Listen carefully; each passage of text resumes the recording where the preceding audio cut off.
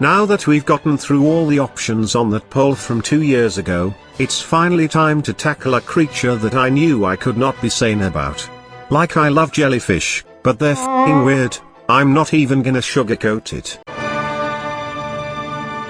Rather than telling you what a jellyfish has, it's significantly funnier to tell you what they don't.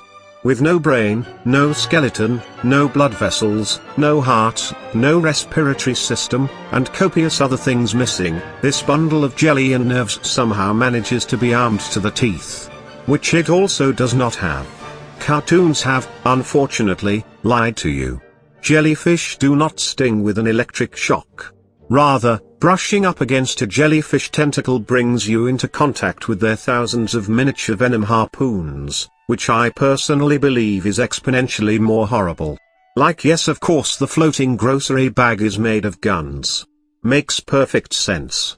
To make matters worse, it's not even a fish.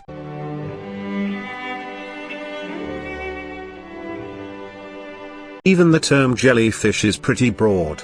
The class Scyphozoa are most commonly referred to as the true jellyfish, but they belong to a big group of creatures called Medusazoa, which are all also called jellyfish.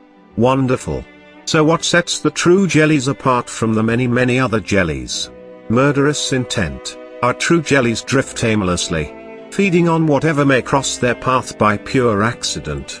Their sister class, Cubozoa, are the box jellies. And they are capable of hunting and pursuing a target at up to 4.6 miles per hour. Now you might ask, well, aren't jellyfish blind? How do the box jellies hunt?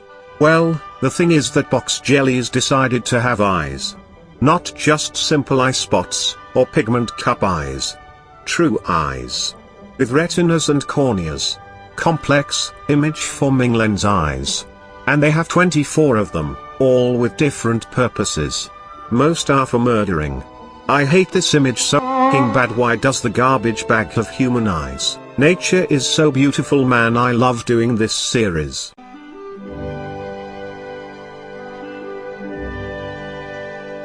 When you become a biology major who does a lot of microscopy, you will become known as the jellyfish birth guy.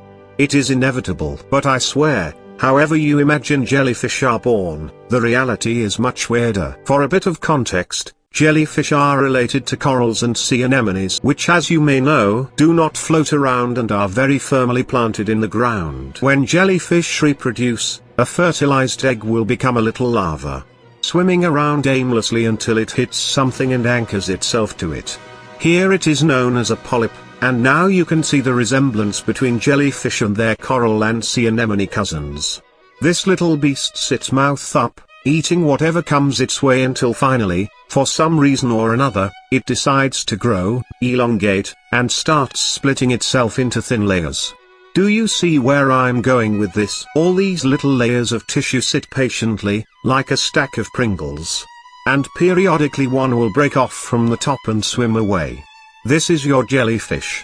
They are born like sheets of paper, or maybe slices of ham. Just constantly flaking off and swimming away. There's a species of jelly that's basically immortal because it will just revert to polyp stage when it gets stressed. Like, sorry guys, this is too much for me. I'm going back to polyp. Somewhere in the realms of sky there is a polyp, or even multiple, just sloughing off jellies by the hundreds. Just absolutely shedding jellies. Next time you see a jellyfish, remember that it came in a pack of slices like cheese. This jellyfish peeled off of something. Never forget it.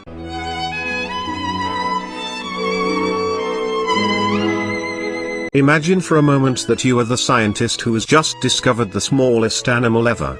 They are parasitic little cells that live in the guts of fish. You call them myxozoans because they form a blob of slime, but other than that you don't know much about them.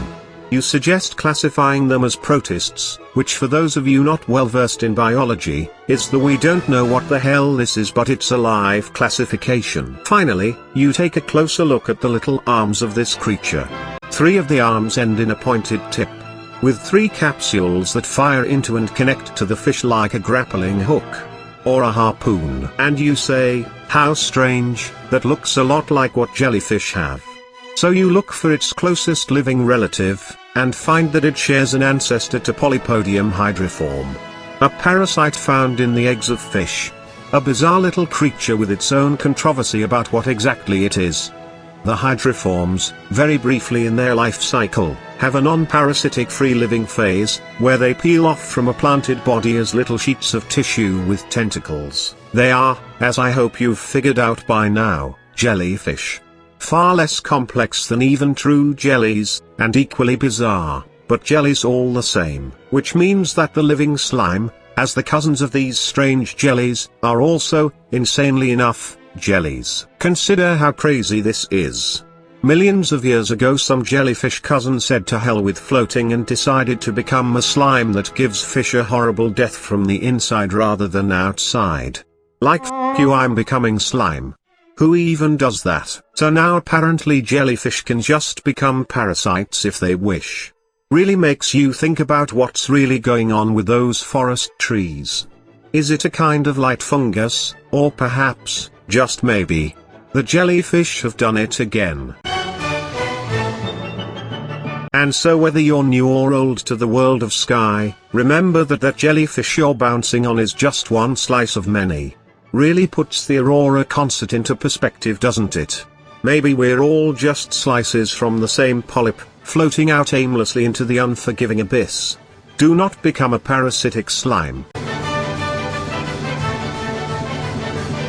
If you thought that was long, just wait for when I get to dark plants. And then maybe someday I'll find a way to talk about the quote-unquote whale that is actually a fish without becoming unreasonable.